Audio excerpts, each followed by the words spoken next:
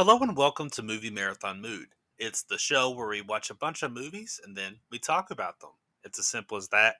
On this episode, we're going back 100 years in time, 1921, to talk about the top three movies from that year, the top three grossing movies from that year. We're starting with The Three Musketeers, then The Kid, and finally The Four Horsemen of the Apocalypse. It's a lot to talk about, and it's all right here, a movie marathon mood, which starts right now. Hi, I'm Jesse Gilstrap, and I just wanted to do a kind of brief retrospective, kind of probably unnecessary look back at this program, Movie Marathon Mood, because I've been wanting to do this show. There's something like it for quite a long time, and originally, actually, uh, started to do something at the end of 2019, which didn't happen. And then we recorded a whole bunch of episodes eventually in the summer of 2020. And we did the entire James Bond series, which of course is on this channel. And we recorded, I think, all of them before I'd even had a chance to edit any of them, which is just how crazy the world was then. And it was just doing the show was just something I felt I could wait until I have all the pieces in place that I would like to have in place. Or we could just do it now. Because I felt like if I just wait forever, maybe we'll never do the show. And ultimately, no time like the present. Let's just do what we can now. And that ultimately meant doing it even before I was editing anything. Just compiling episodes. Felt a little bit daunting, honestly, just having stacks of recordings on top of each other before anything was even put up. But when thinking about what this show is, I mean, it could be anything. It could be any type of movie, and that's kind of by design. What I ultimately would like to do is pretty much anything. Sky's the limit. We could do it all. We've done movie series like James Bond or Star Wars or Lethal Weapon series, etc. And we've done obviously other things too. We did a couple in memoriam kind of episodes or inspired by the recent passing of people that we admired. Like we did a Joe Schumacher horror episode and a Sean Connery crime thriller episode, and that's those were good. And obviously we tried to find the theme, but beyond just talking about the fact that these people had just passed on, but you know, the reasons we could be inspired to do an episode are wide and varied. And doing anniversary episodes, we did 40th anniversary of Raiders of the Lost Ark, and that was obviously an excuse, a good excuse to start talking about the Indiana Jones series. And we have other anniversary episodes upcoming, but you know, if you're going to do anniversaries of movies, which we're going to do, which is fun, but that's kind of a never ending trap, isn't it? Like 10 years, 15, 20, 25, 30, 40, 50. If you were going to look at all the movies at those different intervals, I mean, it would be impossible to even keep up with with all the potential movies you talk about. And you know, it's fun to talk about the anniversary of movies. It's just not something I necessarily want to be trapped by, is to just think about movies celebrating X anniversary. But of all the times for us to be doing this show, just so happened, because of life circumstances and what have you, to start in 2020 as opposed to years earlier. And I was on Facebook earlier this year and saw it was the 100th anniversary of The Kid. And I thought, oh, wow, yeah, we are at that point, aren't we? That's amazing. That's really cool. And it just struck me, there are movies before 1921, obviously important movies, really strong movies, great movies before 1921.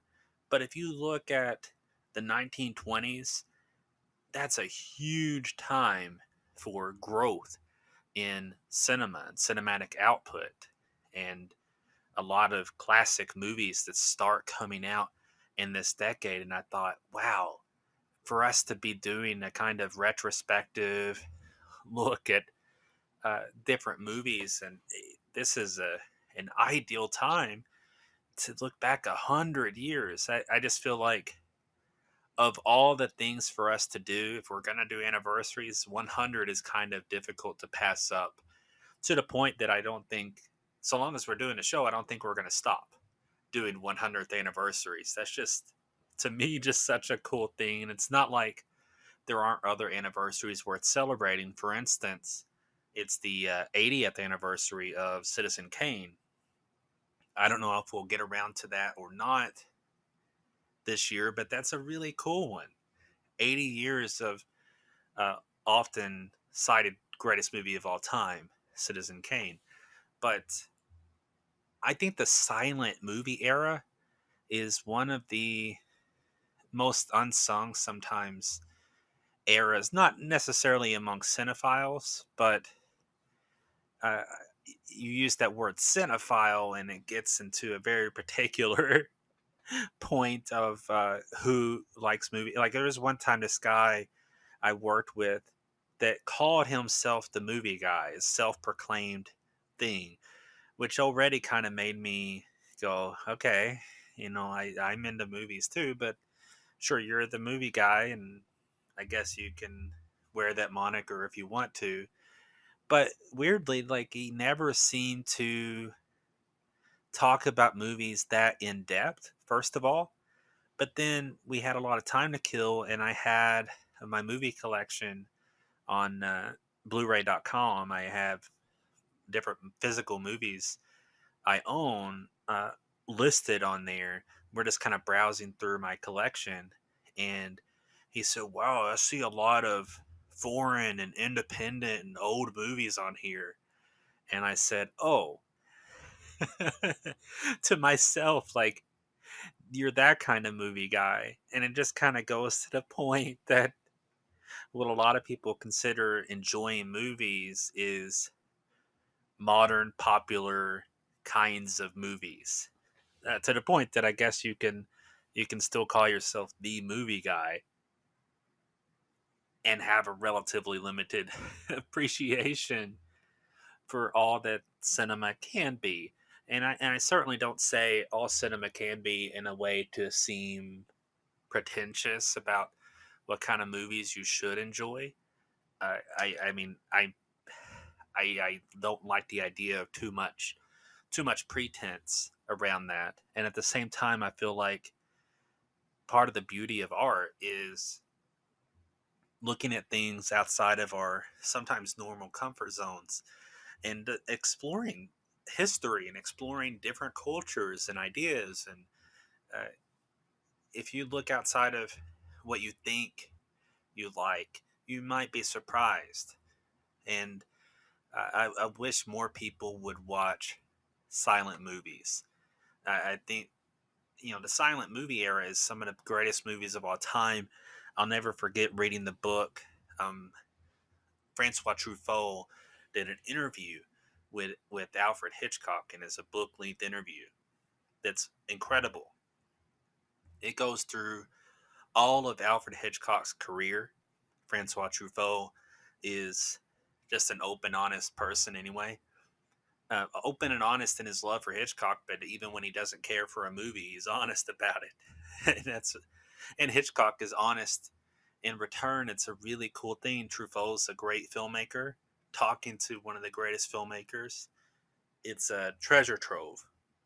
There was actually a recent documentary released about Hitchcock Truffaut that's worth checking out in its own right. But that book is obviously even more in depth, and it's fantastic.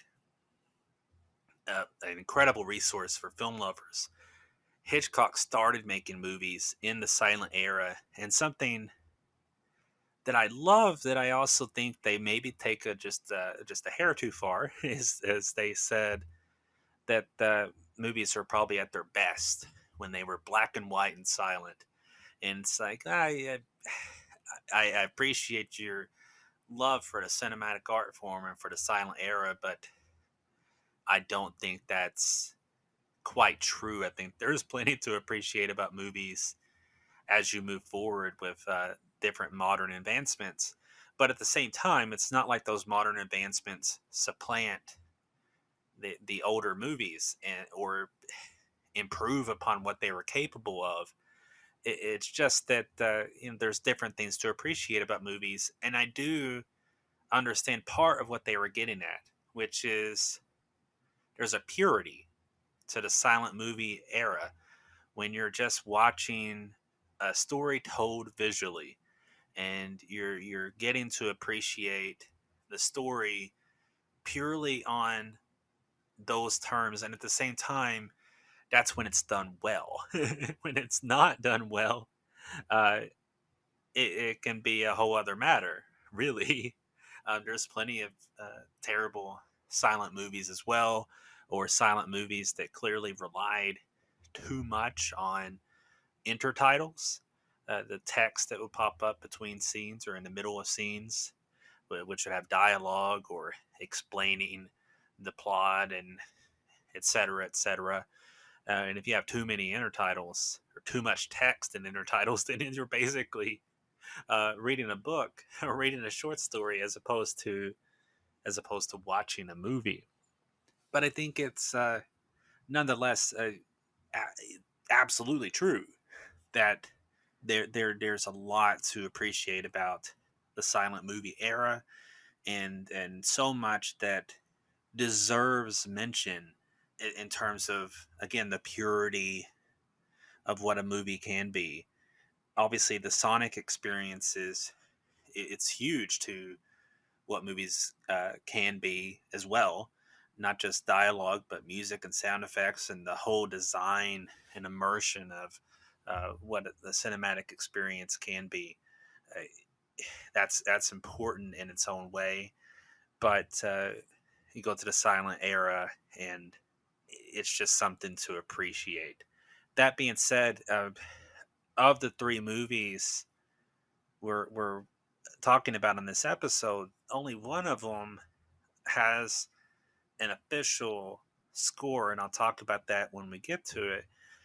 But I actually watched the third and first movies here completely silent because I found the music a distraction, and that's an interesting thought. Like, I imagine if in that time, possibly if you had multiple movie houses, lucky enough to have multiple places you could see a movie, you might say, I want to see a movie at this place because the accompaniment is better and fits the movie more. Because very often you'd have people playing music, often maybe on a piano, just to add something as you're watching the movie. But I'm sure there were times when it was more or less appropriate. And you're talking a time when they didn't yet have a way of attaching a soundtrack to a movie. So that's why you wouldn't have any sort of audio that's made for a movie. And sometimes you would have, uh, very rarely have orchestration that was specifically for the movie, but not as a norm. And there, if you're looking for silent movies, you either A, do what I was just talking about and watch them completely silent, or B, there's going to be a great restoration somewhere that has a score that's the best way to watch the movie. And you have companies like the Criterion Collection, which is incredibly important work in terms of film restoration and giving you the ideal way often of watching a movie. So if it's a silent movie, watching it with a score designed for the film can make an enormous impact.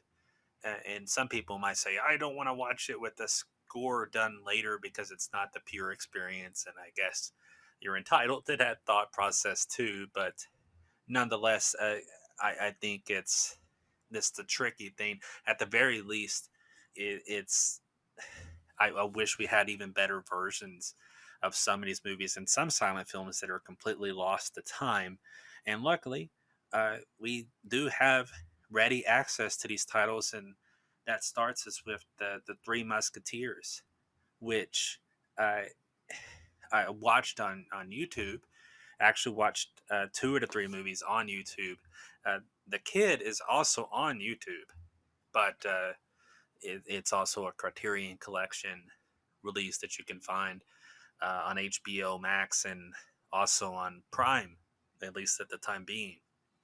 It's one of those movies that you can put up there, but it's free of copyright and so forth. But there are also plenty of official places that you can watch the movie.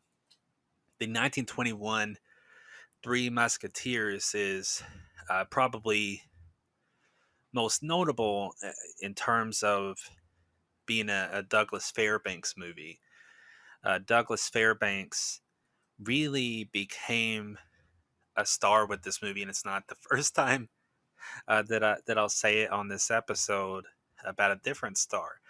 But Fairbanks was really coming to his own right at this time. Three Musketeers was the third highest grossing movie of 1921. So obviously it was a success story that really helped bolster everyone involved.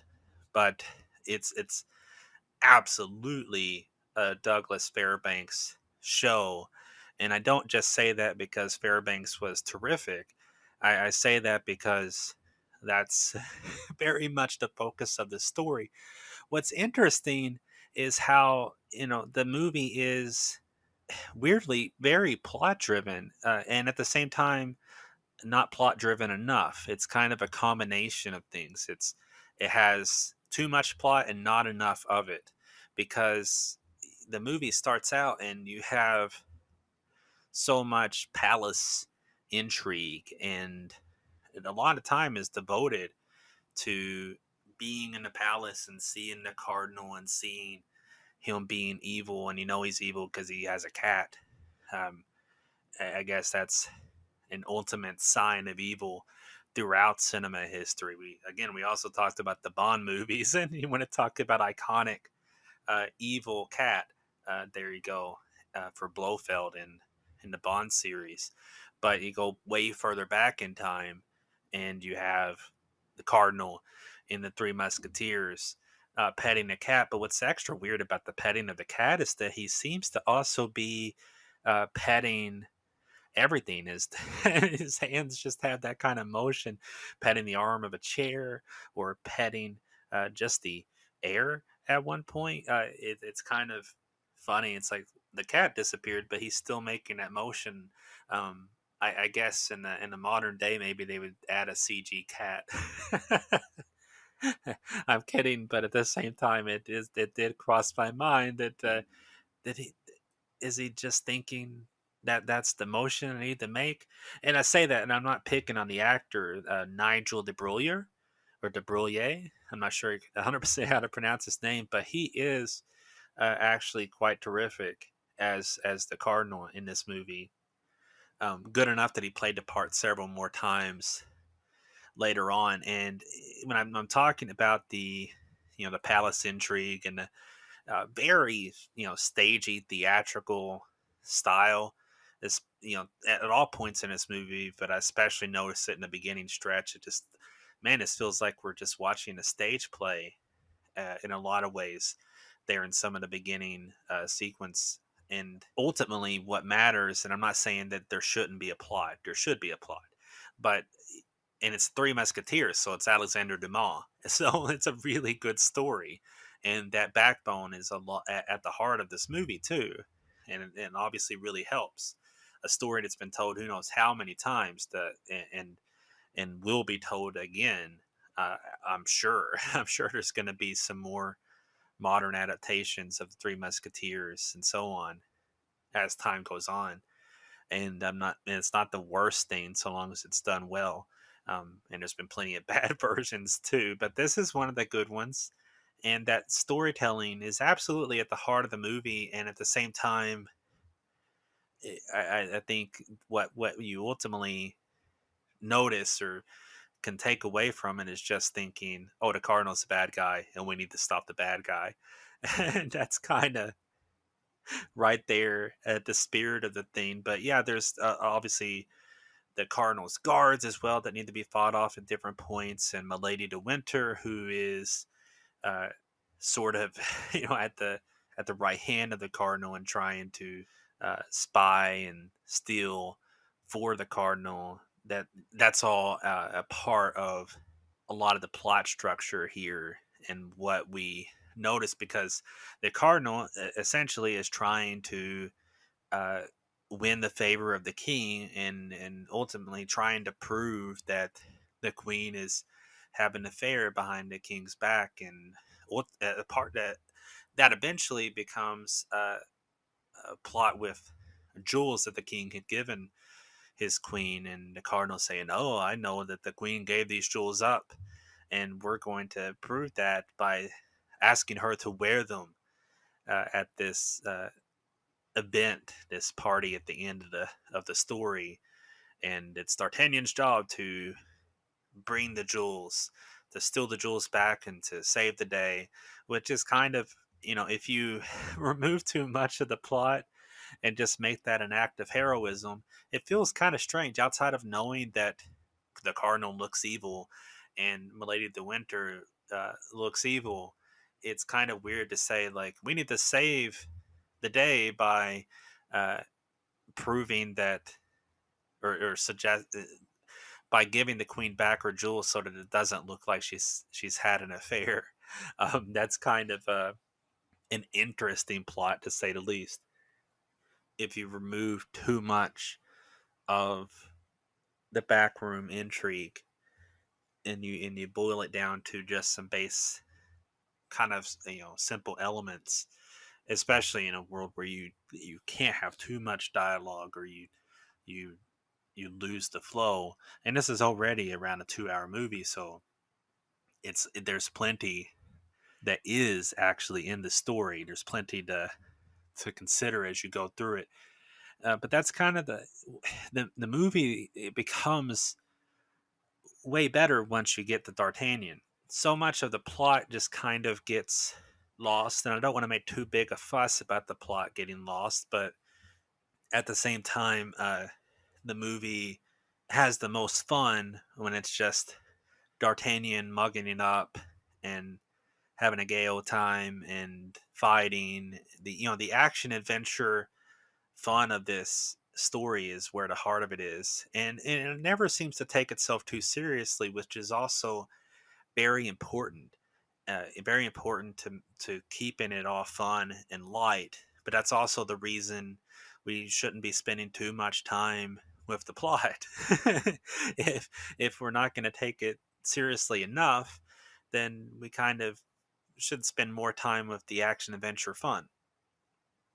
And it takes a little bit too much time to get to that fun, uh, at least a little bit. And like you have, the goofy but fun romance where D'Artagnan pretty immediately falls for Constance, and it's a cute sequence where you have the she drops part of her yarn, and he discovers a ball of yarn. It's, oh, there's a ball of yarn here, and there's a string. It's attached to something, and he goes and tries to find her, and the interplay is uh, comedic and spirited. I I think it's fun. I I could see where some people would consider it hokey, but I think it's all in a good spirit. I mean, for that matter, D'Artagnan selling his horse to buy a hat is goofy, but that's all in the fun of the movie. The movie is not quite a comedy. It's action adventure, but it has that comedic spirit at enough intervals that it's just a gas to watch, and so much of it is about Douglas Fairbanks having really high energy and doing a lot of his own stunts. And that's where the movie sings, even though it's worth pointing out, speaking of things that are skipped over, the Three Musketeers themselves are kind of skipped over, uh, very much skipped over. They're introduced as the three best swordsmen. They're the king's guards and so on. And D'Artagnan wants to be a part of that. That sounds awesome. And of course, Fairbanks is at this point probably too old to really be this young guy wanting to join this group, but it's all fast paced and fun enough that's not really his age isn't really a huge issue, but he carries it by jumping in, and he's supposed to be the cocky young guy who wants to join Three Musketeers, and at first they don't want any part of it, and they challenge him to a duel, and the duel ends up being caught by the Cardinals, and that's where D'Artagnan ostensibly becomes that fourth musketeer. He wins the favor of the Three Musketeers in that moment by his own quality swordplay, but also just by being there and helping them fight off the Cardinals' guards. And speaking of fighting them off, that's some really good swordplay and some really fun stunt work. The one of the most legendary bits being when he stabs a guard, spins over him, and stabs a guard, one-handed leap. And the movie's full of that kind of stunt work and fun. It manages to work, but when you might think, okay, now let's spend a little bit more time with the title characters, and maybe we'll get to know the Three Musketeers. Yeah, no, yeah, no. This is a D'Artagnan show through and through, and yeah, that's kind of in a lot of the Three Musketeers stories. It's obviously it's a in the Dumas novel as well. Like D'Artagnan is, our central figure in so many ways. It is his story, but ideally would spend a little bit more time getting to know the Three Musketeers. But instead, he wins their favor, and ultimately they get wrapped back into the plot where the Cardinals trying to uh, trying to win the favor of the king and discredit the queen, and that's when they're trying to get the jewels, and it's this whole race where one by one the Three Musketeers put themselves in harm's way and, and let D'Artagnan continue on his own quest. And it's kind of funny, just in a sense of how quickly the Three Musketeers are dispatched, and it's one of those things where when you're talking a 2 hour story, they easily could have balanced that out differently, and we could have spent a little bit more time with the Three Musketeers. And I'm not trying to say we shouldn't have spent more time with the plot and the king and the cardinal and the queen and all that sort of palace intrigue. Yeah, we should have that better developed, better not better wrapped into what the story is, because that's this movie's biggest fault is we don't get enough uh, sense of the plot's flow, um, and an emotional pull into the story. It works on a fundamental level where we're having fun watching D'Artagnan and watching him foil everyone, foil Milady the Winter when he sneaks onto the boat to steal the jewels, and it's a really good comedic sequence where he tries to figure out where she's hidden the jewels. At first, trying not to wake her up, and then deciding he has to wake her up, uh, and almost gets stabbed in the process, but ends up winning the day and diving out the window of a boat and somehow surviving a flurry of gunfire that immediately comes out the windows. And immediately, everybody, all the guards on the boat are shooting at him in the water. Um, Forget the bad shots of stormtroopers. That those are some bad shots that were taken from that boat to D'Artagnan, because he was right there, and they easily could have shot him. But that's all in the spirit of the story, obviously.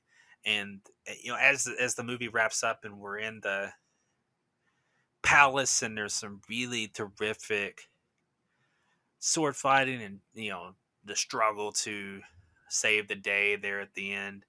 Uh, the whole this is fate.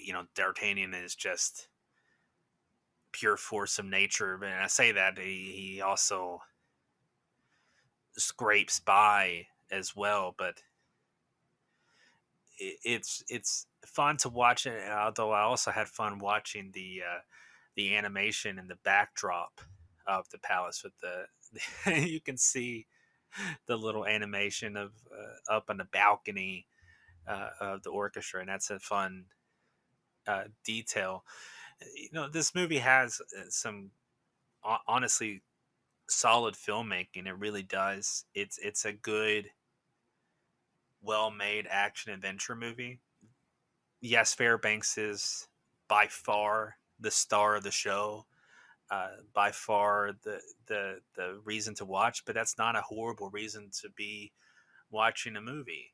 It's fun. It's a blast. I give the movie a B+ because it's just an enjoyable action adventure ride.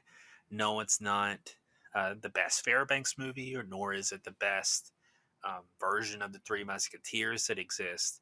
And I say that a B+ is not a bad place to be.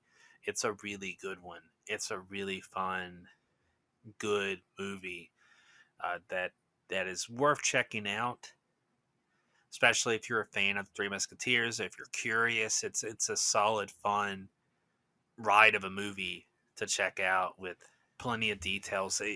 Like there could be more to it in terms of the plot. There could be some more to it in terms of some of the film craft, but it's not like it's badly done. It just sits back and does what it does really well and showcases the stunts. And that's a lot of what this movie is, and there's plenty of reason to celebrate that.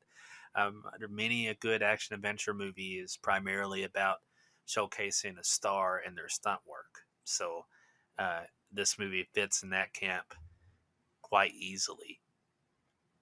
So now it's time we can move on into the movie that initially inspired me to do this episode. And that is, of course, The Kid, the #2 movie at the box office from 1921. And this is the first feature movie to be directed by Charlie Chaplin. And in that spirit, it is iconic. And apparently, some good portion of it was at least sort of autobiographical to Chaplin's own upbringing. And that's worth bringing up because Chaplin is obviously known for the character of the Tramp. He's known for his appearance and the obviously to some degree the caricature that we see of Chaplin ended up becoming the great dictator. People could point out, hey, that kind of looks like Adolf Hitler, and well, sure, that kind of became the premise of that later movie, which is a brilliant movie, The Great Dictator. But that's for another time, and I certainly wouldn't mind talking about many more Chaplin movies because Chaplin is indeed utterly wonderful. But beyond just his caricature, his immediate image that jumps to mind, and the comedy and his clever visuals and all that sort of good stuff, which is absolutely worth trumpeting.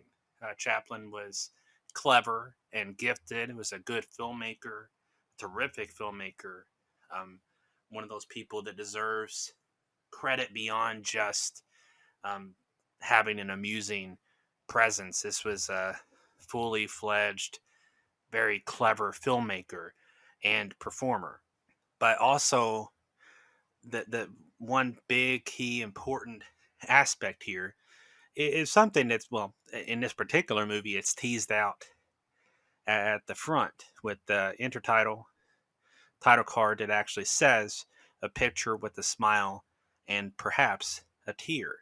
And that immediately, like, I mean, I can't imagine a movie today opening with that same sort of title, but it's not like it's not like that's a bad way to open a movie, to kind of immediately kind of clue you into that sort of mindset that this is a movie with a genuine spirit underneath it. But the fact that it's inspired to some degree by Chaplin's own experience with poverty and being on the streets, that says something, because this isn't just him in caricature.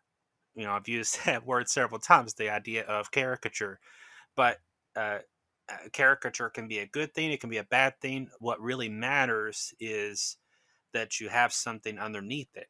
And Chaplin was an absolutely pure soul. And that's something that jumps out immediately in this movie. I mean, like, you have the actual setup of the movie, the setup of the entire premise is that there's this woman who's leaving what should be a charitable place, and society has ostensibly frowned upon her as an unwed mother.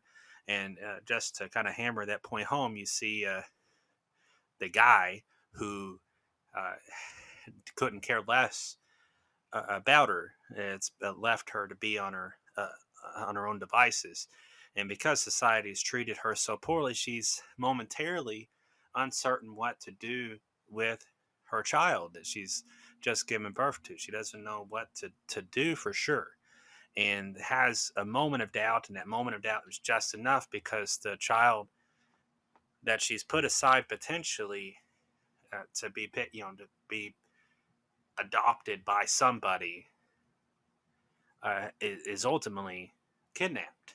Before she can do anything about it, the kid is gone. And the movie handles this with a light foot. It doesn't, what's important is it doesn't treat it as a complete gag. It treats this, the pathos of this woman seriously. It actually takes her concerns seriously. She's genuinely heartbroken. Edna Purviance is a good presence throughout this movie, and this woman who ultimately becomes successful in her own right, but somebody who tries to be generous to children in the neighborhood, because deep down she's still missing her son, who has gone missing. And as it turns out, the kid, as a baby, is picked up, of course, by the Tramp, is picked up by Charlie Chaplin's character. And we eventually skip forward in time where it's a little boy. But before we do, like, this is part of the lightness of foot and the cleverness in the filmmaking, without diminishing the heart of the story and the complicated nature of it in some fashion. Uh, Chaplin is trying the tramp is trying to get rid of this kid at first. Is trying to uh, give it away to somebody. And of course, one of the characters that you immediately get to meet is a police officer who is a consistent presence throughout the movie in amusing fashion. Somebody who is not really a villain. This movie it isn't one, like, it has figures that become sort of antagonists, but they're not inherently even doing anything wrong. That's another something that's really clever in the storytelling, is that there's some sort of motivation at every turn, because even though the tramp is genuinely trying to raise this child, the society around him, once they realize what's happening, is not super gung-ho about this guy who's impoverished trying to raise this little boy. And at first, he doesn't want to be a father himself and tries to get rid of the kid. And it's a funny sequence as he's trying to get away from the police. And there's so much throughout the entire movie that's like that, like setups and payoffs all throughout, comedic kind of cleverness. I mean, you could think about Looney Tunes or Tom and Jerry or different cartoon, logics that happen all throughout this movie, but it's all with motivation of the story as well. And that's something that absolutely didn't have to work out. Chaplin had been making short films before this, and this is his first feature, as I said. So like that's not a small task. There's a reason. Like when you look at Saturday Night Live sketches, for instance, that are turned into feature films. Some of them are much more successful than others. You got a wide range of sketches that became a good feature versus ones that absolutely are trash. And it comes down to actually having a feature idea. It comes down to actually having motivation to tell a story beyond just the gags. And this is, of course, one of those stories that uh, is motivated from its core to be something that could could absolutely be told with a whole lot of pathos. It could be a really serious story, but instead it's treated with just enough seriousness, but lots of good humor and clever gags all throughout. Like I said, with the Tramp's antics, and with him trying to avoid the policeman, and eventually the kid is a part of those antics as well, because most of the movie is with the kid having aged to age 5 and is played by none other than Jackie Coogan. And Coogan would later be, this is one of those big trivia things, would later be Uncle Fester on the Addams Family TV show. And Chaplin and Coogan had a good relationship from the point of this movie on through their lives. It's just one of those really sweet things, and you could tell that there's something genuine in their relationship, their friendship. Coogan is very game as a kid, just to play along and to be funny in his own right. Like when they're grifting people, they're trying to, he's the kid is trying to throw rocks at windows, and Chaplin's right there. Like, oh, you need a window? Looks like you need a window. um, and it's a funny gag, the sort of thing that this movie just continues so well up until the point that eventually the kid is, they try to pull him away. And that's when, of course, the actual heart of the story is revealed and takes shape even more, because of course the Tramp is very close to this kid. And if you take it too far beyond the lightness of the storytelling, then yeah, I mean it's kind of heart wrenching to imagine, like, he raised this kid no matter how poor his circumstances, and no matter um, the mother being uh, heartbroken herself and wanting her child back. There's still this real relationship.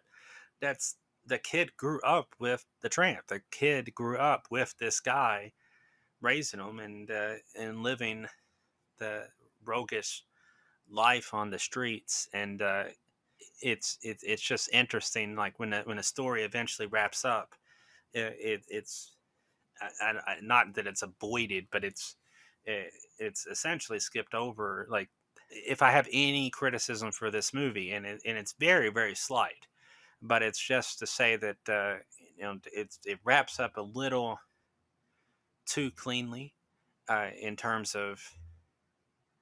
And now the mother's, of course it doesn't end with everybody dying or anything like that. The kid ends up back with the mother, and Tramp is still a figure in his life, but it kind of just wraps up really quickly and neatly. Just put a bow on it, and that's the end of the story. And it's not the worst thing in the world. It's just like if I could dock this a little bit, it would be just for that, honestly, because this movie is maybe not the tip top absolute best that Chaplin has to offer, but it is absolutely top tier.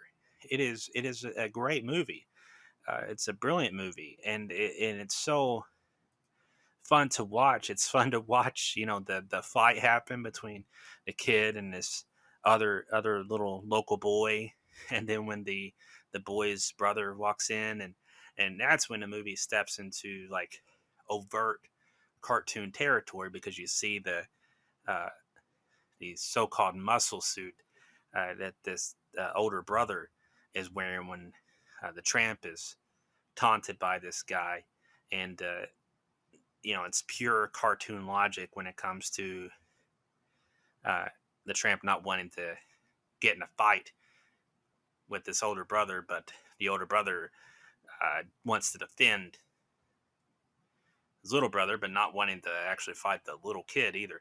It's a really fun, well done sequence. What this movie does so well is it has a quick pace. Like, this is by far the shortest movie. This is less than half the running time of either of the other two movies, of either of the two movies I'm talking about in this episode. And at the same time, it is the most uh, clear and clean cut of them too, in terms of just the purity of its making, the most consistent in tone, and it has a complicated tone. It's not just a cartoon. It's actually a real story, and it does it so well. It's just so much fun to watch, and at the same time has that depth to it as well.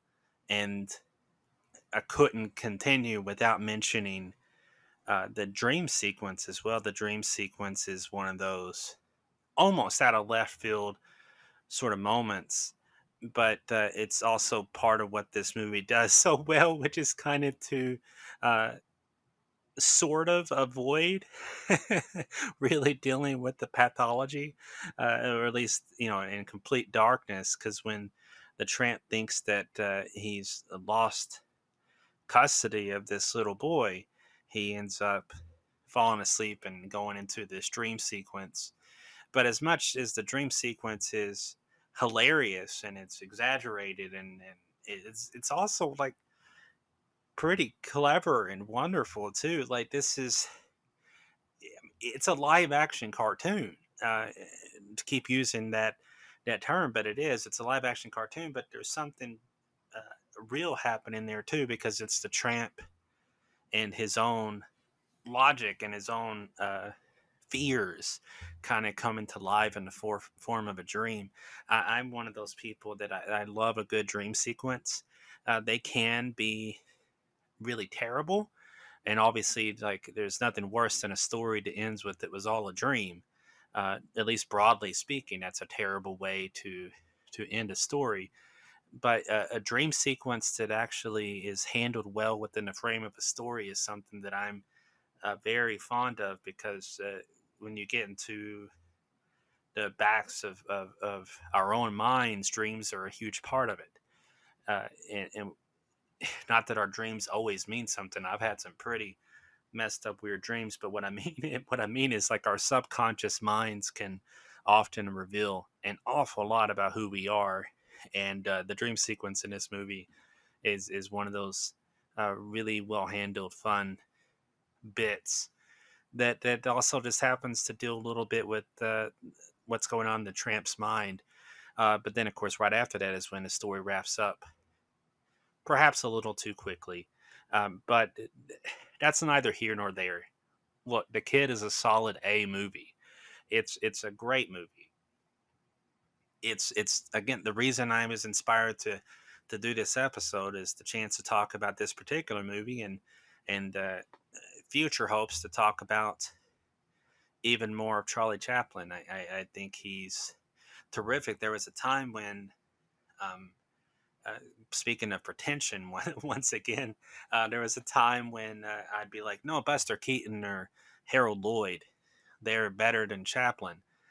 But that's just me being that sort of person. When you see, sometimes I see something that's really popular and it makes me kind of pull back on that a little bit, on liking the popular thing over, it's cool to like the other guys even more. Like Harold Lloyd's the best.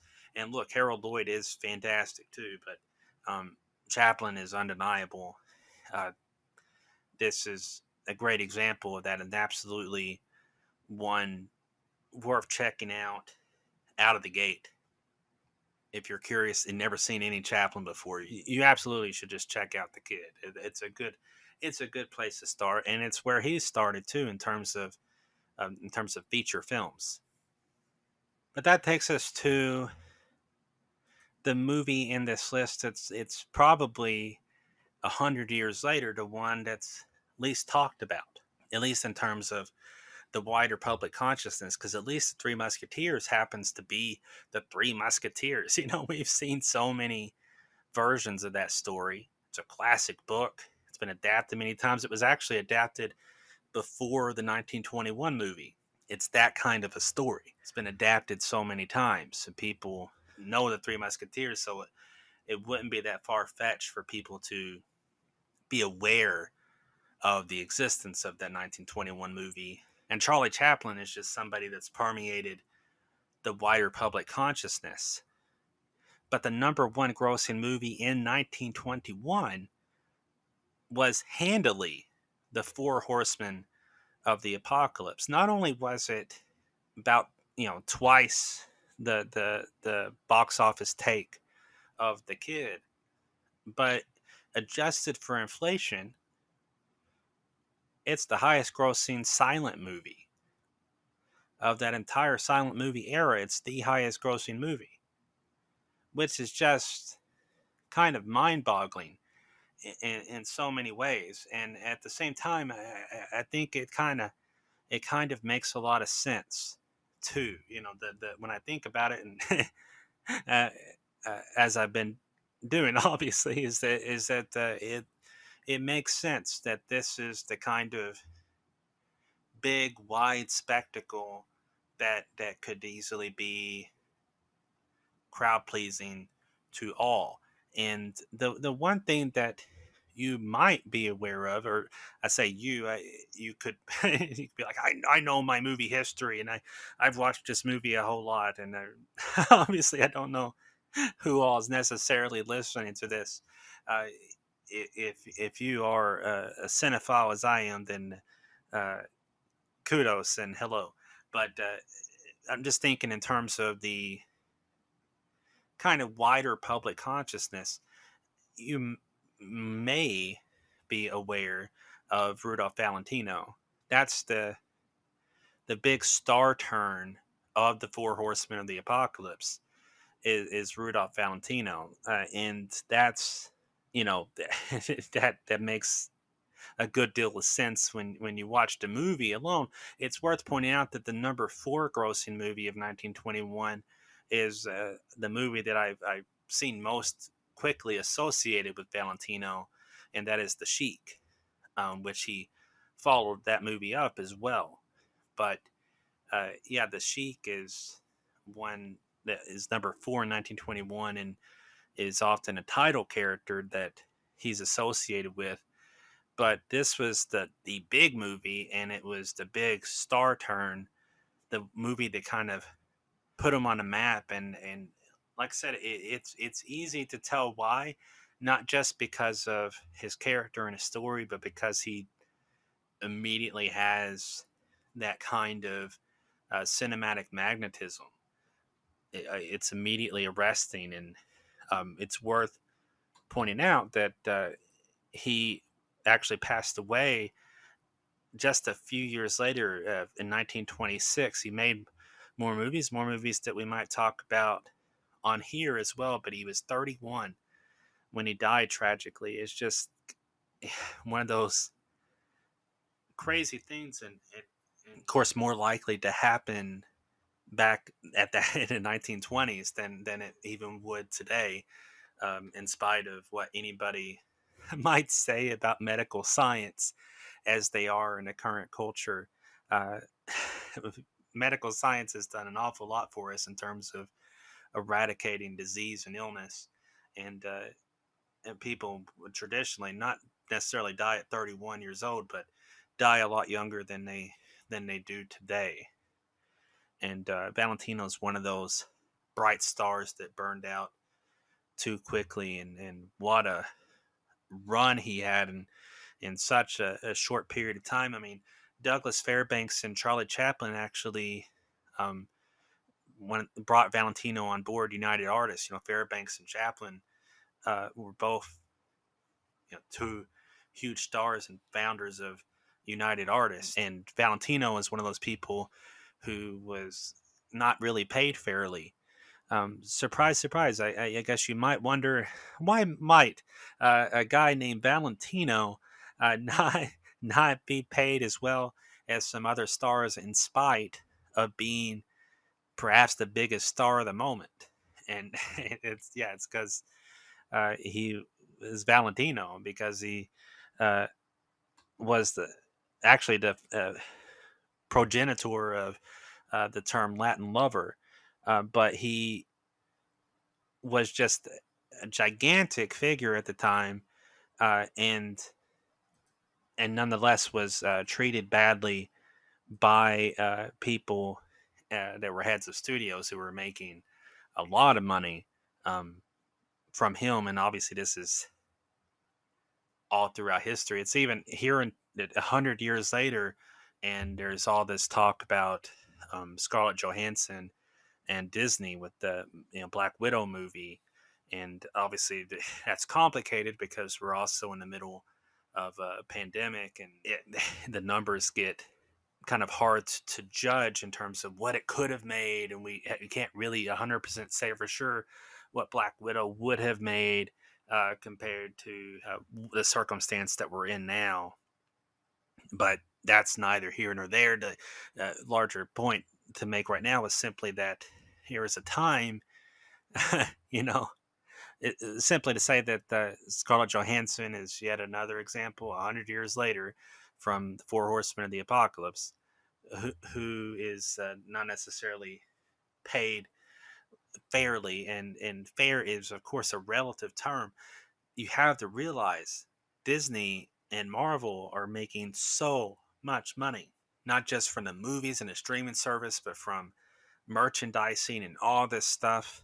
And if you think Black Widow specifically, goodness, doesn't she deserve a cut of all these huge, uh, funds that are coming in?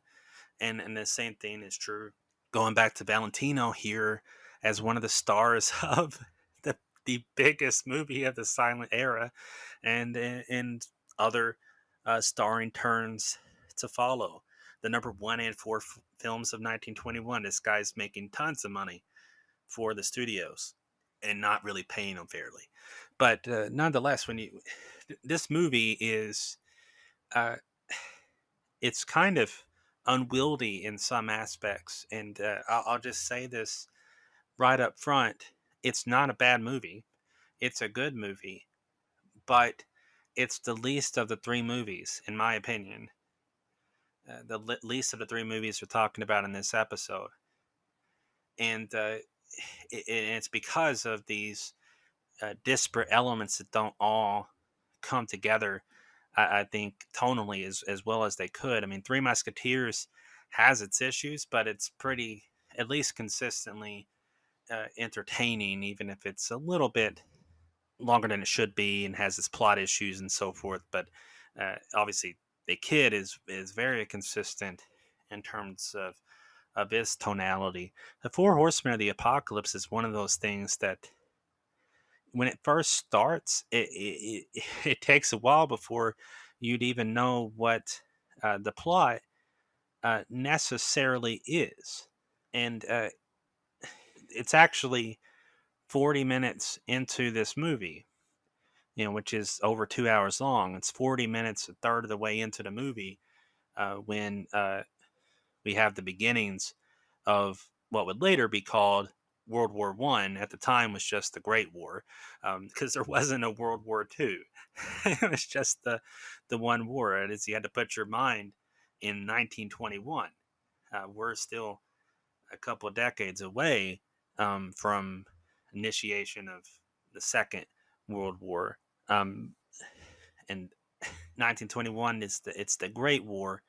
Francis Ferdinand is this headline that pops up 40 minutes into the movie, where Francis Ferdinand is assassinated. The beginnings of World War One, and before we get to that point, it's family drama.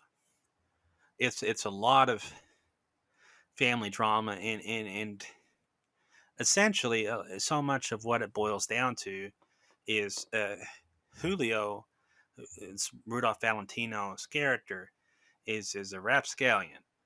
This guy's a scoundrel, which is why all the ladies loved him. This is the Latin lover, and I'm not kidding. Like this guy, he's they actually added a dance sequence because Valentino's a good dancer. They added a dance sequence to the movie just to show off him dancing. So that's early on in the movie that you get to see that, and beyond that, you get to see him, Lothario that he is, hanging out with nude women. And this is an appropriate time to mention that 1921 is before there were a lot of standards and practices put in place, and there wasn't really a rating system set up. And none of these three movies are, specifically thinking of these three movies, none of them are all that risque. They're not. They don't have that much that's all that crazy in them.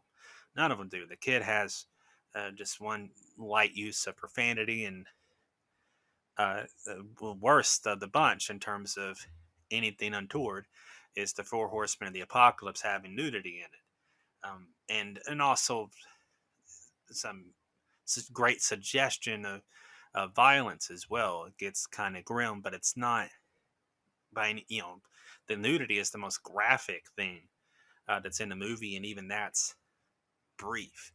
It's just interesting. It might catch you off guard if you're watching a movie and not expecting that from quote unquote old movie, because for whatever reason, so many people like to think that, oh man, older generations are all chaste, and I think this part of that is because a lot of older generations want to paint it that way.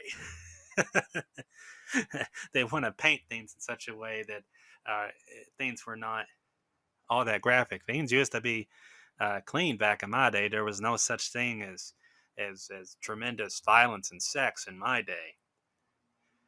We all just clean cut and nothing bad happened.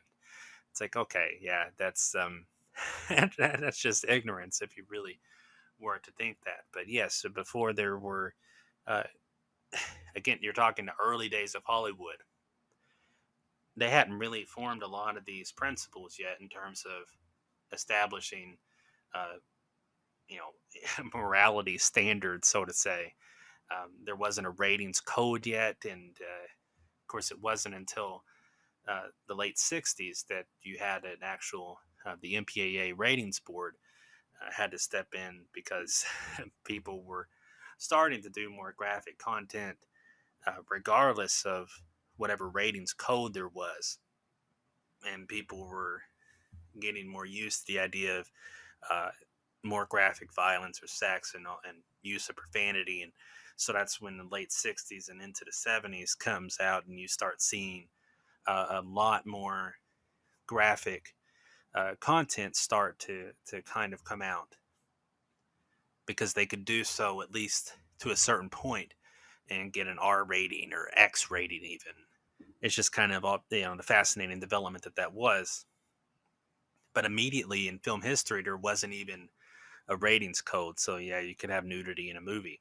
There's all this family drama, and then the long and short of it, if you're going to boil it down, is to say that Julio, again, this scoundrel of a guy, is kind of being ostracized a bit from his own family because he's sleeping around with all these ladies, and that's kind of the one of the through lines. It's not the only thing the movie that happens in the movie, but one of the major through lines, the kind of dramatic through line, is Julio's the naughty guy, the Latin lover, but he does have this woman who's married, but the one that he really does care about, Marguerite, played by Alice Terry, who is solid in her own right in this movie, is a woman who's torn between a man that he's that between a man that she was in an arranged marriage with. So it's one of those classic tales of being just placed into a marriage, but then ultimately finding uh, finding your own real love, and it happens to be this guy who also enjoys sleeping around. Basically, it's one of those have your cake and eat it too moments. That this character of Julio, because he's the bad guy who's also genuinely fallen for this one girl who later gets to join the war efforts, but only he doesn't immediately. And when he does do it, it's pretty quick because he's haunted at first. So he sees uh, Marguerite wearing a nurse's outfit, and he's like, "Oh, this is kind of turning me off a little bit. I don't know if I can do this, Marguerite." When you're obviously wearing a symbol that tells me about this war effort that's happening outside. It's kind of ruining my buzz, Marguerite. And she starts tending to her husband, who's blinded, who's fighting in the war, and then is ultimately blinded, doesn't even know that it's her tending to him, but she feels guilty for signing up with Julio, and it gets really kind of soap operatic and complicated because he sees her with him, and ultimately says, "You know what? I'm gonna join the war effort," and then he does. And one of my favorite moments in the movie is whenever his father, Julio's father, actually goes and sees him. I don't know how often that ever happened in the world, where it's like, "Oh, my son joined the war. Well, I'm gonna go visit him. Maybe I'll bring him a slice of cake when I go visit him uh, at the war." But he goes and visits him, and it's like, "Oh, I hear all these stories about how my son is so selfless. Uh, he's so unselfish, and he's uh, so heroic."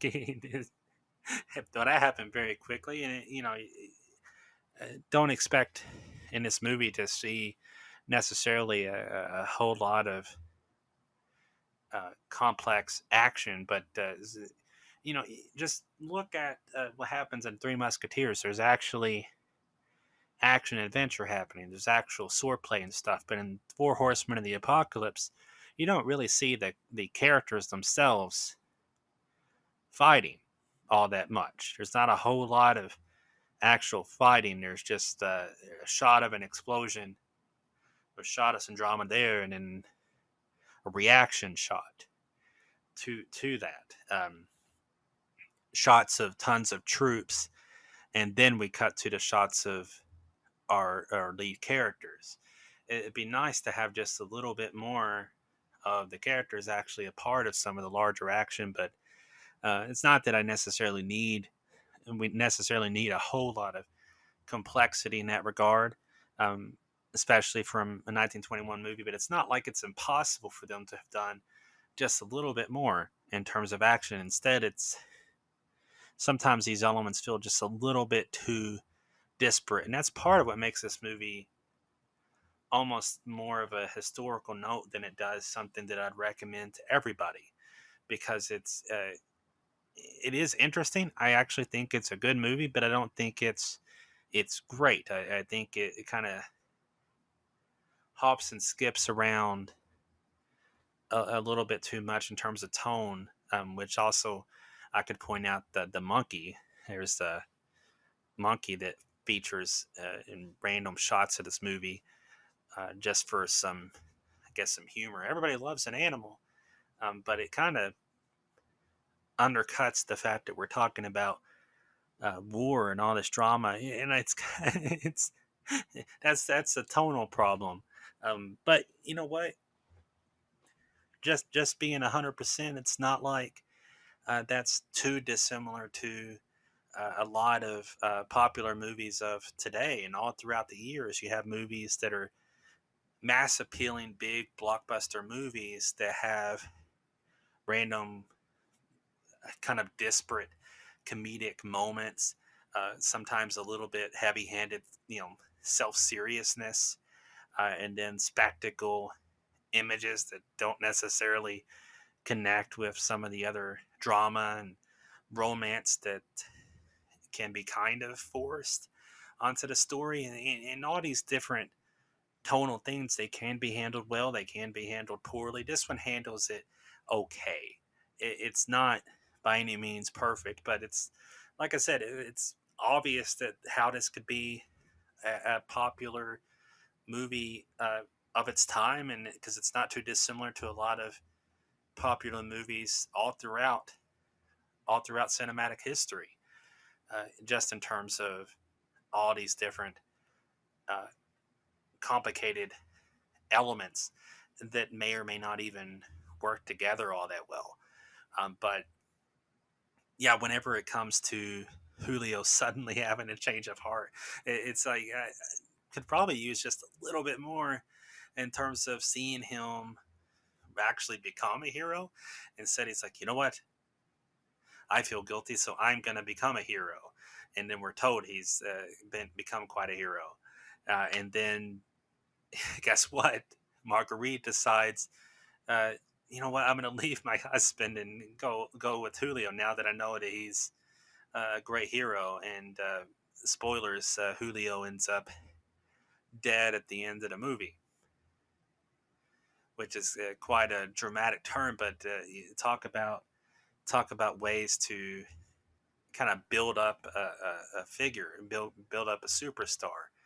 No wonder Valentino became such a superstar. Even just looking at this one movie alone, it actually reminds me a whole lot of Titanic. Titanic overall is a stronger movie too, but I can't help but think about this woman who's uh, in a marriage that is basically forced upon her by society, but she's actually interested in the rough and tumble scoundrel guy who helped. Obviously, in the case of Titanic, ends up having a lot more direct, contentious relationship with the other guy. But it's not like that contention doesn't exist in Four Horsemen of the Apocalypse, because it very much does. There's some drama, at least in one sequence, where they uh, fight with one another. Of course, it's a little bit goofy in this particular movie, but nonetheless, they do have that sort of battle with each other. And then at the end, he dies, and we get to look longingly back at the memory of this heroic figure who ends up becoming a superstar. In the case of Titanic, it's of course Leonardo DiCaprio.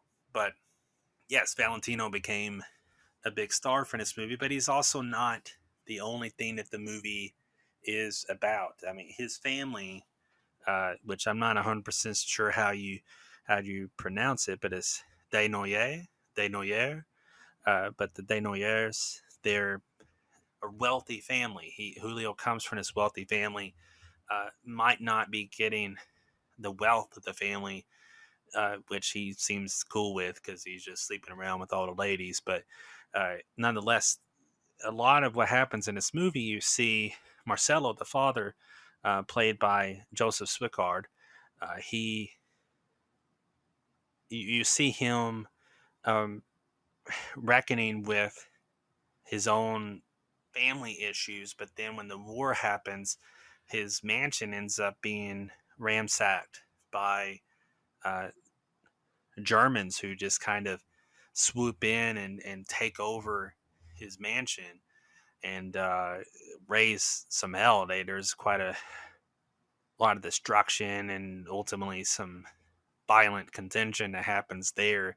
And boy, he has a rough time with it. The Desnoyers wealthy family is kind of ramsacked. But that's also a problem I could have with this movie too. Is it's not without some interest, but it's also like this is what we're seeing of war is what's happening to this one wealthy family, and I'm supposed to be upset that they have their uh, expensive tub taken out of the mansion. Why are they taking a tub out of the mansion? I guess maybe they like it, so they're gonna bring it somewhere else. I have no idea. But this wealthy family is thrust into the midst of war, so much to the rest of the surrounding society is being torn asunder and blown to smithereens and filled with violence. But we're to worry about this wealthy family having their mansion destroyed. And I mean, I'm not saying you shouldn't care about anybody, but it is kind of not the quite the dramatic story that perhaps it could be in terms of seeing a World War One story. And speaking of all of that, there we have to mention the title alone, the Four Horsemen of the Apocalypse. Obviously, could mean a lot of things, right? The Four Horsemen of the Apocalypse is a grandiose title, and it's one of those things that you really hear about all throughout history. People saying it's the end times, it's the apocalypse. This is the end of everything. And people are saying it today. They said it 100 years ago. They've said it before and in between. You'll continue to say it anytime something bad happens. Although, if you are going to say it's the end times and it's apocalyptic, I would say World War One, the Great War. That would be a pretty decent time to say it compared to other relative things that have happened in society. That was an absolutely devastating, horrific time and event, um, but still grandiose in so many ways. I mean, it's not quite the actual end times, it's not quite Revelation, but this story very much directly recalls Revelation and mentions John having visions in Scripture and actually calling out each of the four horsemen specifically in the middle of the movie. And we get to see those visuals, which, speaking of heavy handed self seriousness, that's where you get throughout. Often you get the images of the clouds and the horsemen riding through them as kind of a signifier of the gloom and doom happening all around them, the war effort, the destruction of war happening, and the death and destruction can be conveyed through other explosions and visuals that we see as well, and destruction of cities. But specifically, you can just have that image of the horsemen riding through the clouds, and that conveys this apocalyptic, dark ideal in and of itself. I'm not trying to condemn the idea too harshly, but at the same time, yeah, it is. Like I said, it's a bit grandiose. To have these, it's the end. It's the end of all times. It's the apocalypse, especially given some of the other drama that we see in the story.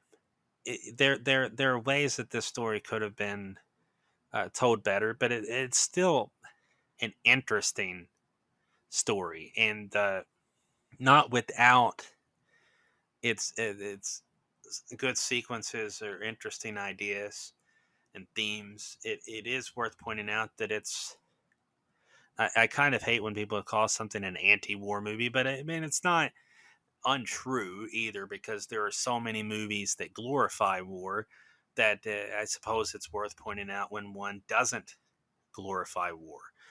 There are dramatic ways the story could have built its characters up more or shown some more, not so much of the action per se, but of direct things happening sometimes to our characters, as opposed to saying, "Oh, Julio has a uniform now on, and he has a beard, and he has some dirt on his face." So now, we know that he's no longer just sleeping around with ladies; he's on the battlefield.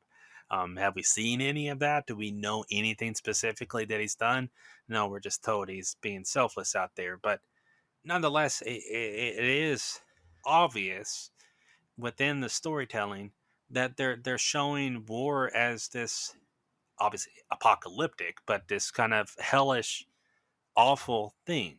And in a world where when we think about older war movies, so often we talk about the pop propaganda movies in the era of World War II. Around that era, you see certainly a lot more propaganda style war movies. Hollywood was actually called upon by the government to make movies uh, about the war, and specifically uh, trying to show things in a more positive kind of spin, uh, downplaying some of the horror and certainly showcasing the heroism and that sort of thing. The Four Horsemen of the Apocalypse doesn't glorify anything. It's even though it does make Julio randomly a great hero, it doesn't glorify the war itself. It shows it and talks about it as a horrific, awful thing. And on top of that, it shows us um, certainly some complicated backdrops in terms of the atrocities of man at this time too. So that is something worth mentioning, and it's historically fascinating. I don't know that if you're not interested in silent movies, if you're not just purely curious about Valentino, uh, this movie is not in itself probably worth checking out, except for people that are cinephiles and interested in this. I liked it well enough. I would give it a solid B. So obviously, again, it's the least of the three movies in this episode, but it's interesting. That's the high praise, the high watermark that we're living up to here with the Four Horsemen of the Apocalypse by saying that it's interesting. It is. It's worth a watch for the curious. It's at least worth that. Um, some interesting ideas, some well played moments and sequences, and it's I enjoyed my time watching it, and I also watched it in silence. So that should tell you something too. For over 2 hours of time, I was enjoying watching it, and that brings me to a kind of wrapping up point, which is also to say that in a world of sound movies that we've been in for quite some time at this point. I'm sure that's most of what all of us watch, are movies with dialogue and regular amounts of sound. But a lot of people, I'm sure, in today's world have second screens, perhaps even third screens, and so on. And a lot of people are distracted viewers. You cannot be a distracted viewer and watch a silent movie. You probably should not be for most things. Uh, it's good to actually pay attention, and you might be surprised if you actually pay attention to a show that you catch some visual storytelling. At least when the storytelling is good, you'll catch things that you won't catch if you're looking down browsing social media or whatever on your phone, or just playing around and looking at whatever you're looking at on your phone. You have to actually watch a silent movie, and I hope people do. I hope more people watch silent movies. I have to say, I've already looked ahead at 1922. I expect this to be something that we continue, is looking at 100 year anniversaries of movies. I think this will be a fun trend to continue with, and fun to look at other silent movies, period. I absolutely love silent movies. Something I failed to mention about The Kid is that if you watch it, it has a score to it. Hopefully, you watch one that actually has a score to it. They did not have those scores in 1921. Charlie Chaplin himself later made a score. He made a score to The Kid, and there's also a moment where you hear a glass shattering, and that very much did not happen in 1921. But unless you're just a pure purist and you just don't want to watch a score that was done later, otherwise, by all means, yeah, it's great. It's great to hear it with the score, and not only is there a score and some very light sound effects, but it was done by Chaplin himself. So the fact that Chaplin himself did the score to the Kid should tell you everything. It's very much a cool thing to have that as part of the current viewing slash listening experience now with the Kid, and that's handily my favorite of the movies in this episode. But they all have different things that are good about them, and certainly would love to watch more Three Musketeers movies in the future too. There are certainly several ones that are worth talking about in good and bad ways, and that would be a fun thing to do. But in the meantime, thank you so much for tuning in as far as this here at the end of the episode, and I'll see you next time here on Movie Marathon Mood.